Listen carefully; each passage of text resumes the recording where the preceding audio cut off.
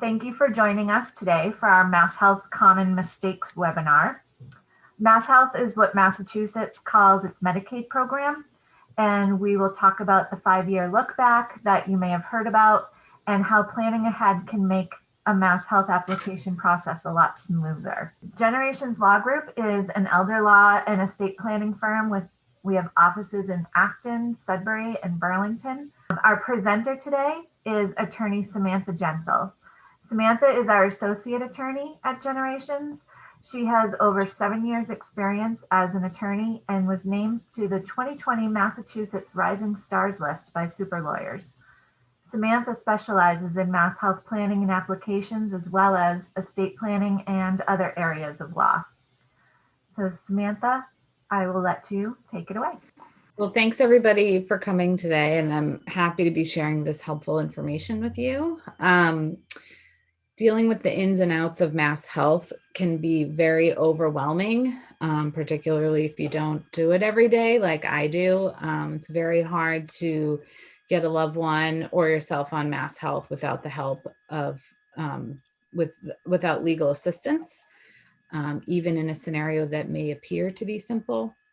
And there are a lot of mistakes that I've come across that people make, and within that 5-year look back period.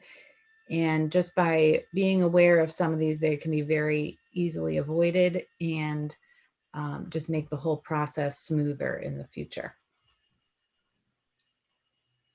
So for 2021, you can either, there's home care and nursing home care options for MassHealth. For home care, you're going to have an income limit. The income limit for 2021 is $2,382. For both home care and nursing home care, you have an individual asset limit. So the person who's receiving the care has a $2,000 asset limit. And then if it's a married couple receiving care as well, at home, they have a $3,000 asset limit. Additionally, if you're dealing with a married couple in either the home care or nursing home care scenario, the spouse who's healthy at home has a $130,380 asset limit. And then the maximum home equity you're allowed to have is $906,000.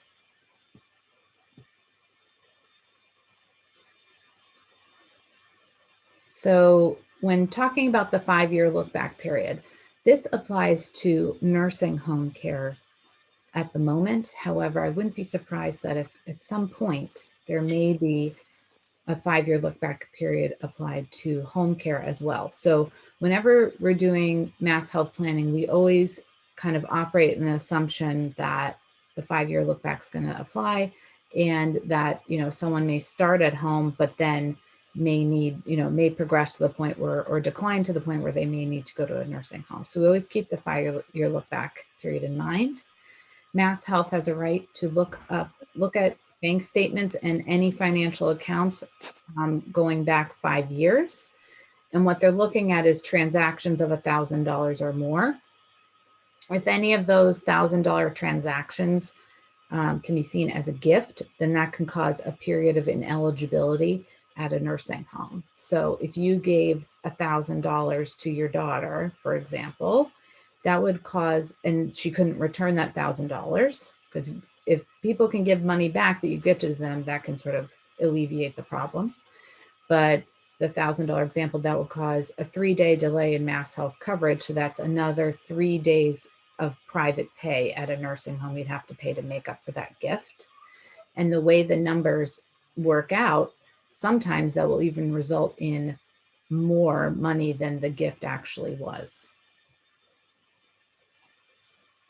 So I'm going into some common mistakes. So a big common mistake, as I mentioned, is giving money to family members or friends. Then another big one is my accountant told me that I can give away $15,000 a year. That is true for tax purposes, but it's a big mistake in terms of MassHealth, and that's a lot of money to try to get back from a loved one. Another mistake is, some of our elder population, they are used to just operating in cash. And so they'll withdraw a lot of cash at a time and then just use it for their, groceries and any other smaller purchases. Depending on the type of MassHealth caseworker you get, that's a big, you get someone who's being a really big stickler. It's going to be really hard to trace what was done with all of that cash. I've been finding that, having the client, or if it's a power of attorney, helping the client, having them sign an affidavit saying, this person, operated regularly in cash, this money was used for groceries, et cetera, and not given away. That usually can work, but you never know what caseworker you're going to get. Another mistake is having lots of bank accounts. I've had clients with, 20 plus accounts, either at a bank and CDs, stocks, what have you. The more accounts you have, the more likely you are to potentially forget about one. And, that could greatly affect your asset limit. I've had a client who forgot about a retirement account, and we thought that we got them under that $2,000 asset limit when in fact we had not. And then it's hard to sort of undo everything to get them back under that limit. Another big one is, you're at home, your needs have increased, you start paying, maybe one of your children comes to help or a friend comes to help you, you want to pay them for that service, which is a nice thing to do. However, if you haven't had a contract set up with them, we call that a care contract, and paid them through a payroll company, so it's, they're paying taxes on the income, MassHealth could penalize you saying you were giving gifts to that person. So working with an elder law attorney, you can actually draw up a care contract between you and the person taking care of you at home and have them paid through a small payroll company. And that will take care of that issue. Another mistake can be, transferring either real estate or a car or an asset of any value to a family member without having them pay fair market value. So if you had an old car and you gave it to your son, and maybe he paid a little bit for it, but if we look at Kelley Blue Book and there's a big difference between what he paid and what the car was valued at, that will be seen as a gift as well. So that can also cause, a disqualifying transfer. Another one is transferring real estate and maybe retaining a life estate for yourself. In most cases, that can be okay. If you've made it through the 5-year look back period after doing that transfer, you don't have to worry about the gift element of it if you've gone beyond the 5-year look back. But we tend to recommend putting a house in a trust, in an irrevocable trust, rather than doing the life estate option, because in the event that, let's say, you add all 3 of your kids as the remainderman on your property and you're the life tenant, if one of those kids gets sued or gets divorced, you're at risk of potentially losing all or part of the value of your home. Another common mistake is not having a good durable power of attorney ahead of time. Everyone should have a power of attorney after the age of 18.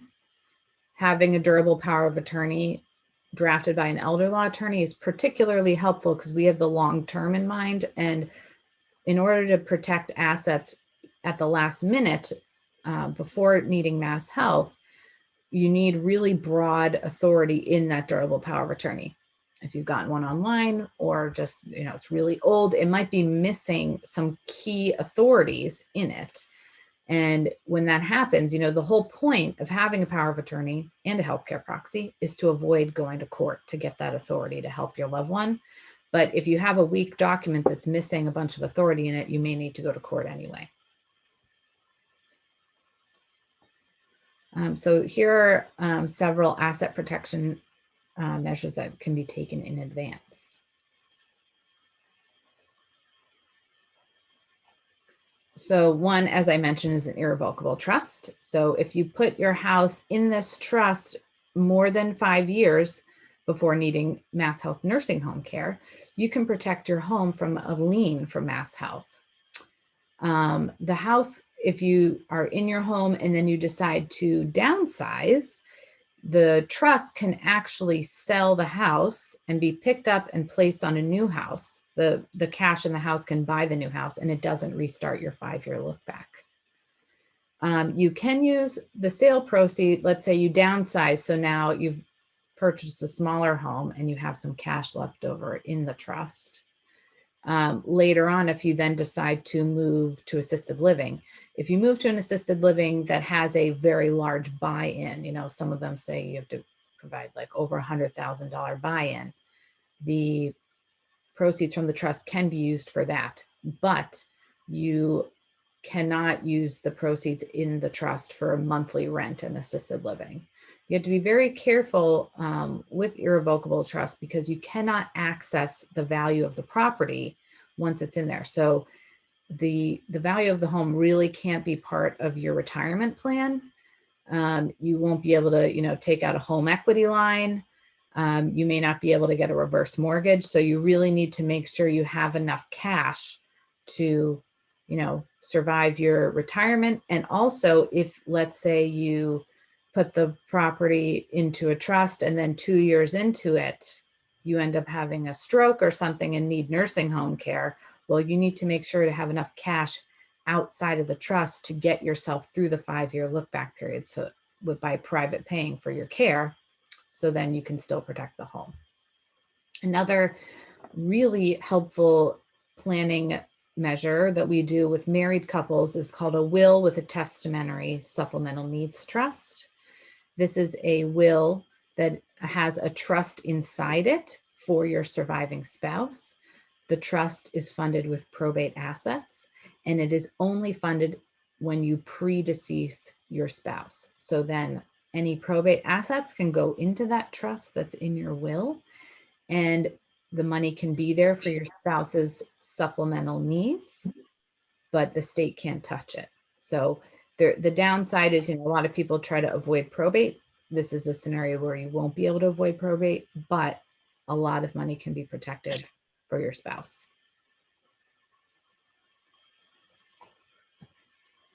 I mentioned before, the durable power of attorney is very important for in advance planning, and then also can be helpful for last minute planning measures as well.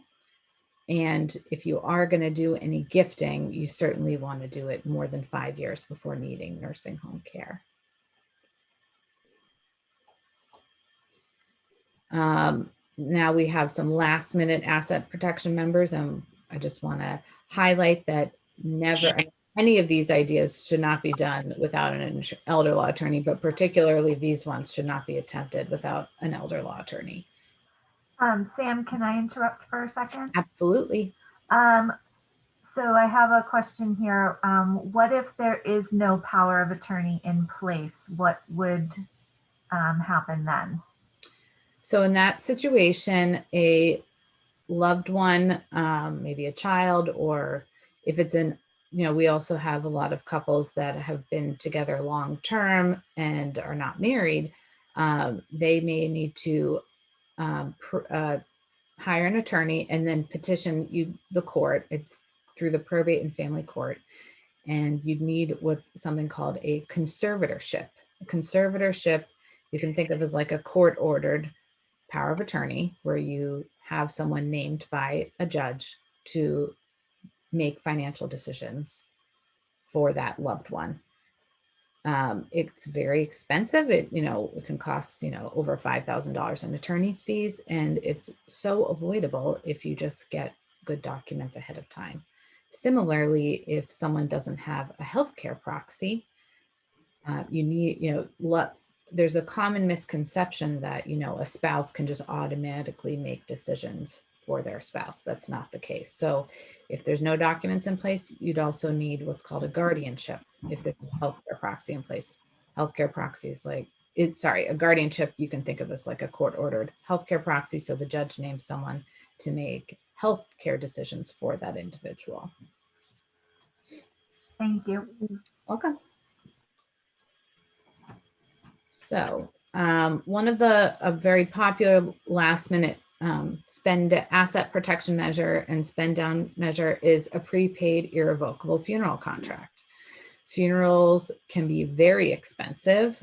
And so paying for it ahead of time is, just alleviates another element of stress when someone passes away, but also is a great spend down measure rather than just spending all the money at the nursing home or on private care at home. The key factors for a funeral contract for MassHealth, it doesn't make any sense, but they're not allowed to pay for flowers or food. MassHealth will count this as kind of a additional asset if you include that in your funeral contract. But then even more strangely, you can also set up a burial account at a bank for $1,500. And these accounts, you have to put the $1,500 in there and then not touch it, don't take anything out, and don't leave or don't add anything to it. But MassHealth doesn't actually track what happens to these accounts after someone passes away. So theoretically, you could use this money for flowers and food and they wouldn't know. So I'm just the messenger. It doesn't make any sense. For married couples, we talked about how you can't gift money to other family members or friends, but unlimited transfers are allowed between spouses. So you never, basically the biggest planning technique we have when, if someone is in the nursing home, and their spouse is healthy at home, we move all of the cash over to them and the house over to them to their name alone, which is why that will with the testamentary supplemental needs trust is so important, because we move all the money over. If they unexpectedly predecease the individual receiving MassHealth, we don't want all the money going back to them, because then they get kicked off of the benefits we work so hard to get them on. So we move everything over to that spouse. And then if they unexpectedly predecease, then all the money goes into that supplemental needs trust. When all the money in-house is transferred over to the spouse, the value of the home doesn't matter as long as it's not over that $900K that I mentioned at the beginning. But if their financial resources, including retirements, accounts, life insurance, cash values, etc., if it's over that $130,380, then what they need to get is a single premium immediate annuity, also known as a Medicaid annuity. It's not the best investment, but you're not going to really lose anything, and you get the money back in a monthly stream of income. MassHealth is okay with this plan because the primary beneficiary on this annuity has to be the Commonwealth of Massachusetts. As elder law attorneys, we try to argue with MassHealth that they should only get the money to the extent that MassHealth is paid for the spouse in the nursing home or receiving home care thus far. And then if anything is left after that, then it gets inherited by the kids or whomever else is named. But the goal, is to get the shortest term annuity possible. So all the money comes back to the community spouse, that's the healthy spouse at home, and then they can reinvest the money elsewhere. And as long as they stay under that 130K mark during the application period, it's okay if their money goes back up over the 130K after approved. Another important thing to note is that if the community spouse is still working and they have a retirement account that's contributed to an employer, by an employer, like a 401K, that actually doesn't count towards their asset limit. So if they have another individual IRA outside of work, that does count. But if they have a 401K with work, it doesn't count. So if we're in a period where, maybe they're almost about to retire, we sort of encourage that spouse to just wait it out until at least we get their spouse approved for MassHealth, and then maybe retire after that. Sam, I have a question. Sure. Someone asked that they have prepaid much of their funeral. Is that okay? Yes, absolutely. If they have a contract ahead of time, I would just want to take a look at the contract to make sure it was properly set up, that it is irrevocable, and the flowers and food were not included. But I have certainly, if there is a mistake or they just weren't planning for MassHealth at the time, funeral homes are really great, and they're all aware of the rules, so they're usually set it up properly. But if they don't, we can usually sort of edit the contract to make it compliant for MassHealth. All right, so we were just talking about last minute asset protection measures for married couples. You're a little bit more limited if it's a single person, but the best asset protection measure is a pooled disability trust. So pooled disability trust, there are two companies that we tend to work with. One is Plan of Massachusetts and Rhode Island, and the other is Guardian Community Trust. And what happens is you take all of the individual's money over the $2,000 and you put it in this pooled trust. The money can be there for that individual for their lifetime for all their supplemental needs. It's really great if, let's say, there's a medical procedure that's not covered by health insurance, or dental work that maybe they don't have a dental plan, they need dental work. Having that money there can be really great to provide for them. MassHealth is okay with these trusts, putting all the cash over the 2,000 asset limit. MassHealth is okay with it because, after the person passes away, if there's any money left in the trust, the trust company gets a small percent for their administrative purposes, and then MassHealth gets a crack at it. They'd want to get paid back for what they spent on that individual's care, but they won't get anything if there's nothing left. Additionally, if there is money left, maybe they didn't live for very long after setting up this pooled trust. There's a good amount of money in it. MassHealth gets part of it. And then if there are kids to inherit or other individuals they've listed to inherit, they could inherit theoretically after that. Sam, is there an age limit to get a pooled trust? At the moment, no. MassHealth has repeatedly tried to prevent people over 65 from setting up a pooled trust, which was very frustrating for elder law attorneys. And there's some lawsuits regarding it because, the vast majority of 65-year-olds aren't thinking about this and aren't going to think they need to set up a pooled trust, nor would it necessarily be recommended at that age. The only people that would be considering it is someone was disabled prior to the age of 65. So far, we're still able to do it for people over 65. So the next really excellent asset protection measure we can take is what's called the caretaker child transfer of the house.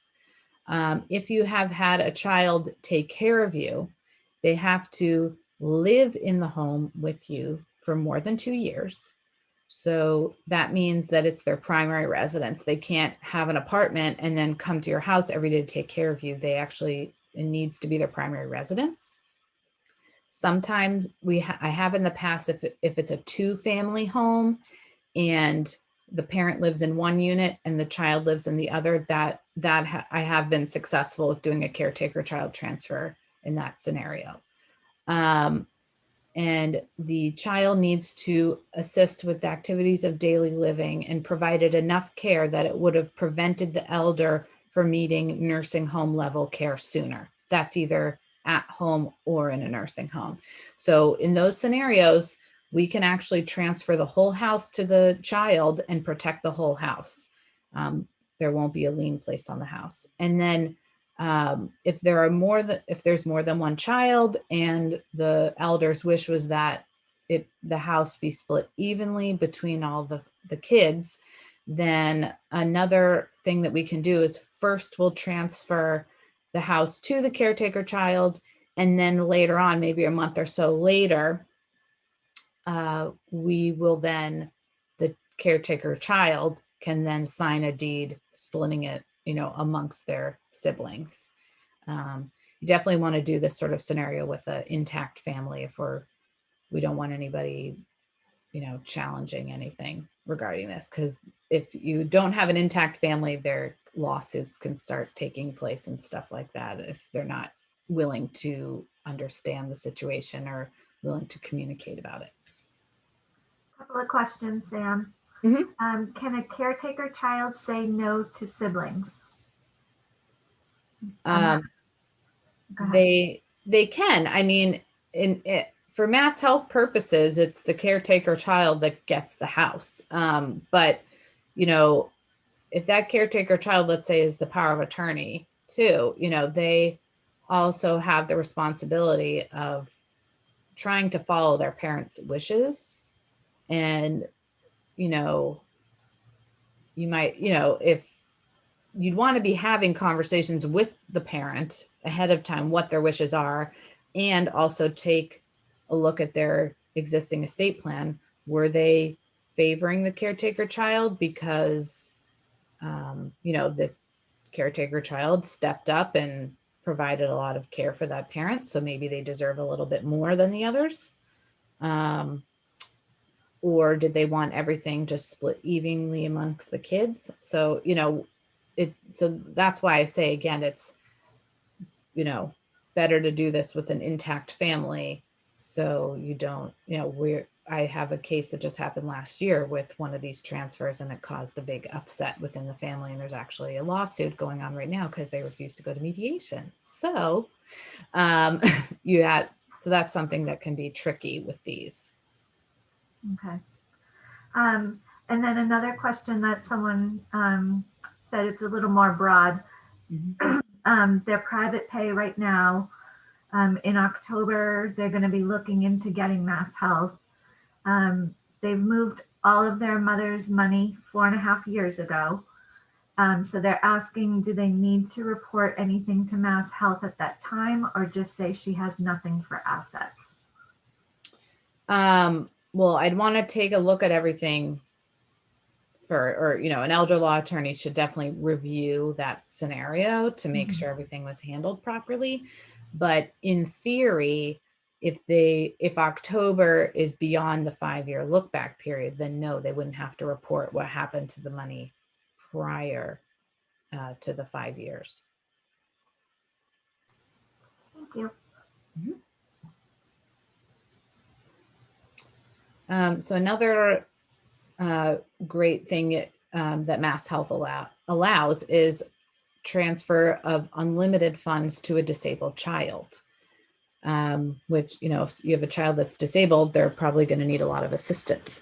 The thing that you have to be careful, though, is depending on the type of Social Security that disabled child may get as income, they may also have an asset limit. So you need to make sure if you're transferring money to this disabled child that you're not doing anything to negatively affect their public benefits. If it's a disabled child that also may have difficulty managing their own funds, it's usually best to put the money into a special needs trust for them.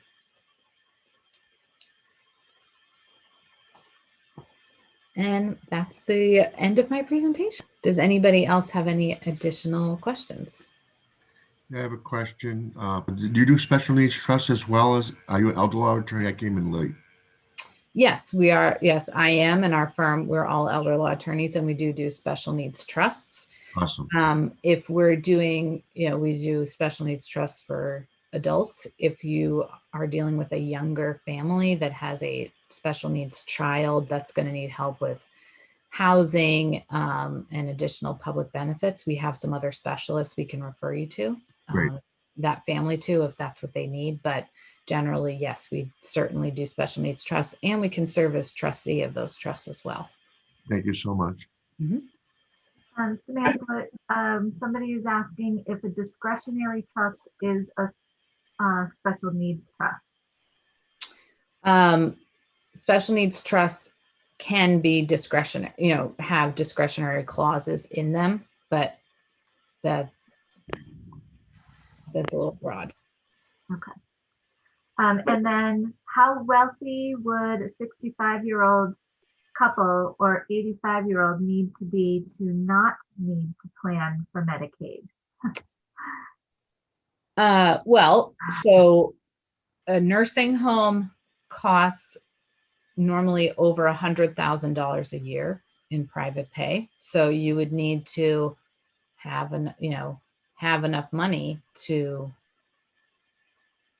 pay for, you have to sort of, as elder law attorneys, unfortunately, we're preparing for the worst case scenario. So let's say you're 80 and you go to a nursing home and you live till you're 100. Well, that's a lot of cash you need for private pay. Additionally, though, if you have long-term care insurance that you got when you were younger, that can be extremely helpful and help stretch the money you do have, because a lot of long-term care policies may not cover the full daily rate. Private pay at a nursing home can be around $450 or more a day, but you may, the policy could cover a little half or a little more than half. So then you just supplement for the remainder of the day. And so that would let your money stretch a lot longer. Samantha, I have a question. Mm-hmm. Steve Lamprey. So let's follow up to the question you answered before. My mom is currently private pay, and she will be so until October. Someone had mentioned that signing up for MassHealth now would probably incur a penalty, but the penalty might be less than the $12,500 I'm paying a month now. Well, okay, so she has enough money left to private pay through October, you're saying? Yeah, there will be some money left over. We moved her money 5 years ago out of her name, 4.5 years ago out of her name. Oh, this was the question that Carol mentioned. Yeah, but I had talked to someone. They said you may want to sign up for MassHealth now, pay the penalty, and it might be less than the $12,500 I'm paying. I would need to, you need to have an elder law attorney take a look at that. Sure. I don't know if that doesn't sound right to me. And yeah, I mean, if you gifted if a significant amount of money was gifted, you may need to wait, but if there's a chance to protect anything prior to October, it's worth looking into too. So it would probably be good to have an elder law attorney review those details. We'll be contacting you. Thank you. Let's see, a lot of thank yous for Samantha. If we Oh, have to use personal private pay, at what level or amount should we start the MassHealth discussion? The sooner the better, really. I mean, because like I said, there's a lot of opportunity to protect assets. So, I mean, maybe when there's 100,000 left, if you're at that level, that would be a good time, because then you've got, because dealing with MassHealth is very stressful, and depending on how difficult it is to obtain all the documentation you need, it's really nice if you can go at it a little slow.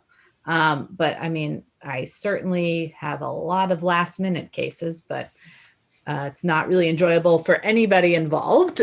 So whenever you can plan ahead, it's better for everybody. So I've had plenty of MassHealth cases that I've worked on for literally over a year, because they, reached out to us ahead of time at that 100,000 mark, and then we figured out a plan for them. And then sometimes it will involve, setting up a pooled trust, for instance. So then, it may be, maybe we put over 50,000 in that trust, and it can be there. Sort of a sad story I have in terms of the benefits of a pooled trust. I had a client who, had dementia that had progressed significantly to the point where at the nursing home, she was losing a lot of weight because she wasn't eating. And the daughter felt that the staff wasn't spending the proper amount of time with mom to prompt her to eat. But she did have a pooled trust. And so the daughter actually was able to pay a private caretaker to go to the nursing home to help her mom eat. And therefore her mom lived a lot longer because of it. Now that's, I mean, like I said, a sad story, and one would hope that a nursing home would have proper staff and have proper training for their staff to prevent something like that. But it was, you know, a significant amount of money was put in that pooled trust and used for a great benefit. Right. Do you advise how much long-term care insurance a 65-year-old couple should buy if they only intend to stay in a private home or assisted living? That would be something to ask insurance agent. Mhm. And also the long-term care policies, good ones that are probably newer, will also cover home care as well. So if you, and then also can potentially cover assisted living. I think those are all the questions in the chat box. Is there any, Lorraine, do you have a question? I do. I'm thinking about life insurance policies, and I know that they're considered an asset for nursing facilities. If you prepay for your funeral expense by turning over a life insurance policy, and it doesn't take all of the cash value of the policy, is there any way to recover the balance, or does that automatically go to the nursing facility? Say if, you know, you're in a facility at that point. So there's a bunch of levels to that question. So there's life insurance policies, just to like take a step back, may or may not have a cash value. If it has a cash value, that means you could, you know, call the life insurance company, say you want to close it out, and then get cash back. That if you own a life insurance policy that has a cash value, that will count to your asset limit. So if it's the person in the nursing home that owns the policy, then it counts to their $2,000 asset limit. If it's the community spouse that's living at home, it will count towards their $130,000 asset limit. A lot of times the cash value and the death benefit will differ greatly. Mm-hmm. So, you know, we try to find a way to avoid losing that benefit of, you know, let's say the cash value's 10,000, but the death benefit's 100,000 or something like that. So that would be a significant amount of money lost if you just cash it in. So there's a few options. For a smaller policy, let's say around 15 or 20,000, we would say you want to, before buying the prepaid funeral contract, you can't make the funeral home the beneficiary of the policy, because that means to MassHealth, that means you still have control over the policy. So you could potentially take it away from them and take the cash. So you actually have to transfer the ownership of the policy to the funeral home, and it's insured on in your life. So that means they get the money if they pass away. But if there's still a monthly premium, then you have to figure out with the funeral home who's continuing to pay the premium. Another option is if it's a married couple scenario, we can try to transfer ownership of the policy to the spouse that's healthy, not receiving MassHealth. So that's an option too. But again, if there's a cash value, it counts towards their $130K asset limit. Another thing you can do is one thing we've done is transfer the money to the community spouse, transfer the ownership to the community spouse, and then actually take a loan out on the cash value of the policy.